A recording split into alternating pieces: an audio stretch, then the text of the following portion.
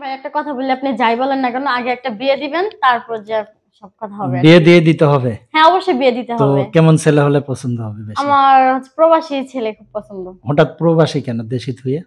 দেশে বলতে দেখেন, যদি প্রবাসী বউ যদি আমি যদি বিয়ে করি তাহলে সে কিন্তু বিদেশে থাকবে।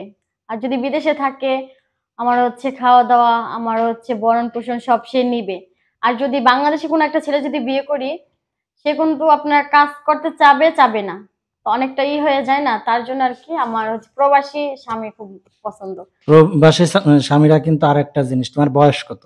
আমার এই তো 18 চলে। তুমি তো লোড নিতে পারবে না প্রবাসীদের। তারা হুম। অনেক দিন যাবত মনে করো যে ক্ষিপ্ত বাঘ, যেমন দেখবা কি যে খাবার না পাইলে কি হয়, সে কিন্তু মানে হঠাৎ করে খাবার পাইলে পাগলের মতো হয়ে যায়।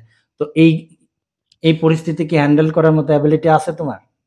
হ্যাঁ অবশ্যই থাকবে, থাকবে না কিসের জন্য, যেহেতু মেয়ে হয়েছি সবকিছু কিন্তু অভিজ্ঞতা থাকা দরকার একটা যাক, মেয়ের। এর আগে কখনো কি প্রেম করছো? অবশ্য মেয়ে যেহেতু হয়েছি প্রেম তো অবশ্যই করছি, তাই না? প্রেম ছাড়া তার মানুষ হয় না। আচ্ছা, হ্যাঁ করছি কিন্তু বেশি দিন টিকে নেই। কেমনে কি হয়েছিল? কি হয়েছিল এমনি আর কি, সে আমার সাথে হচ্ছে ব্রেকআপ করছিল আর কি, আমার সাথে থাকবে না, কথা বলতে চায় না, তার জন্য আর কি। আচ্ছা, মেয়েরা অনেক সময় এই যে সুগার ডেডি পছন্দ করে খুব বেশি, হ্যাঁ, এর কারণটা কি? সেটা মানে দেখা যাচ্ছে যে আমি আরো ভাইয়া বলি যে একটু জি বয়স্ক যদি হয়, দেখা যাচ্ছে যে বেশি বয়স্ক লোক যারা, জি হ্যাঁ, জি তাদেরকে মেয়েরা পছন্দ করে। এটার হ্যাঁ, কারণটা কি? সেটা তারা আর কি একটু হচ্ছে, কি বলবো না আমি তাদের বিষয় নিয়ে। এজ লাইক যদি মনে করো যে তোমাকে কোনো একটা ছেলে পছন্দ করছে, হ্যাঁ, হুম। তো সেই ছেলেটার কোয়ালিটি, সেই ছেলেটার কি রকম চাও তুমি তোমার মতো করে? আমি আমার মতো হচ্ছে একটা ভালো একটা ছেলে চাই। বেশি স্মার্টও দরকার নাই, বেশি কোয়ালিটিরও দরকার নাই। সাধারণ একটা ছেলে চাই যে আমাকে হচ্ছে ভরণ-পোষণ করতে পারবে। আমাকে হচ্ছে মানে আমি ভাইয়া হচ্ছে ৫ ওয়াক্ত নামাজ কালাম পড়ি। তো আমি আমার মতো একটা ছেলে চাই। সে ৫ ওয়াক্ত নামাজ কালাম পড়বে। সে আমাকে যা কামাই করে এনে দেবে তাই ভালো। আচ্ছা, আর কোনো স্মার্ট ছেলে আমার বিয়ের পছন্দ প্রথম না। হানিমুন কোথায় করবা? হানিমুন তো সবাই হচ্ছে অনেকে অনেক জায়গায় যা করে। আমি হ্যাঁ, চিন্তা করছি হচ্ছে বান্দরবন যাবো, ওখানে আচ্ছা। যেয়ে করব। মানুষ বান্দরবন, মানুষ কক্সবাজার যায়, সমুদ্রে ২ জন একসাথে গোসল করে। আর বান্দরবনে যায় তো পাহাড় দেখতে হবে শুধু। হ্যাঁ, অবশ্যই যাবো। মানুষ ওইটাও কিন্তু একটা আনন্দের তার মানে কি পাহাড় তোমার দেখা। পাহাড় বেশি পছন্দ? হ্যাঁ ভাই আমার পাহাড়। আচ্ছা। কোন রং বেশি পছন্দের হয়? আমার রং এই তো হচ্ছে লাল সবুজ। আর যাকে বিয়ে করবা তার সাইজ কিরকম হতে হবে? তার ছাই ঝরতে হবে হচ্ছে আমার থেকে, কি বলবো এখন? এই তো আমার থেকে একটু, একটু কি? একটু লম্বা হবে। মোটা কতখানি? মোটা বেশি স্বাস্থ্য না, অল্প স্বাস্থ্য হলে হবে।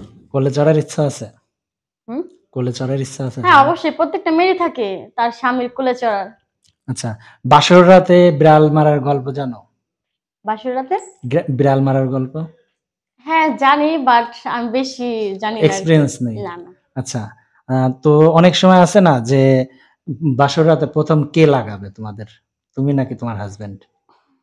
ভাই মা সেটা একটু অন্যরকমই না, হচ্ছে না, না? বাসাটা মানে দরজার খিলটা আরকি ও কে লাগাবে? সেটা বলেন, নাহলে পাবলিক ভাববে কি অন্য কিছু, বুঝেন নাই? সেটা তুমি বিস্তারিত বলবা। হ্যাঁ আমি জানি যে ওইটা আমার হাজবেন্ডই লাগায়। আচ্ছা, বাসর রাতে মেয়েরা ছেলেদের দুধ খেতে দেয় দুধ গ্লাস খেতে ভরে। দেয়, হ্যাঁ গ্লাস ভরে অবশ্যই দিব। এটা দেয় কেন? এটা দেয়া হচ্ছে একটা কি একটা বলবো কি এখন? পুষ্টি বেশি হয়? হ্যাঁ, হ্যাঁ পুষ্টি মানে বেশি। তাহলে কি রাত জাগা যায় বেশি? হ্যাঁ অবশ্যই। আবার বাসর রাতে অনেকেই বলে সকালবেলা দেখি গোসল করে। এর কারণটা কি? সেটা যেহেতু আপনার হচ্ছে স্বামী-স্ত্রী একসাথে থাকে, তাদের থাকা লাগে সেটা অবশ্যই করা দরকার। আচ্ছা, এটা তাই? ফরজ। আচ্ছা, প্রেম করে ১ম ডেটিং কোথায় করছো? আমরা? হ্যাঁ, সেটা হচ্ছে ইতে যেকোনো একটা পার্কে আরকি। আচ্ছা। আ বয়ফ্রেন্ডের সবথেকে কোন জিনিস বেশি ভালো লাগে? ওর হচ্ছে কথা, আচ্ছা। চলাফেরা।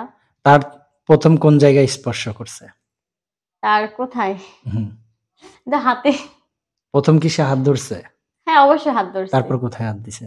তারপর আর কি বলবো? আর কিছুই হয় নাই?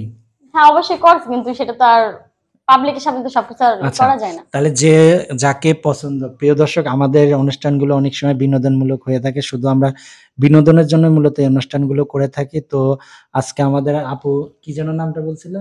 এই তো আমার নাম হচ্ছে মিতু। মিতু আপু। মিতু আপু কিন্তু অনেক সুন্দর, মিষ্টি একটা মেয়ে। তার সাথে আমি ক্যামেরার বাইরে যখন কথা বলছি সে অনেক হাসিখুশি। সে চায়ও একটা হাসিখুশি ছেলে নাকি? জি, তবে অবশ্যই। অবশ্যই ধার্মিক। হ্যাঁ, অবশ্যই ধর্মিক থাকা লাগবে। 5 ওয়াক্ত নামাজ কালাম পড়বে। জি। আচ্ছা। তো দেখা যাচ্ছে যে হাসব্যান্ডরা তো বিদেশ থাকবে। হুম। বিদেশি ছেলে হুম, চাচ্ছ হুম, হুম। তুমি। হাসব্যান্ড দেশের বাইরে থাকবে। কিন্তু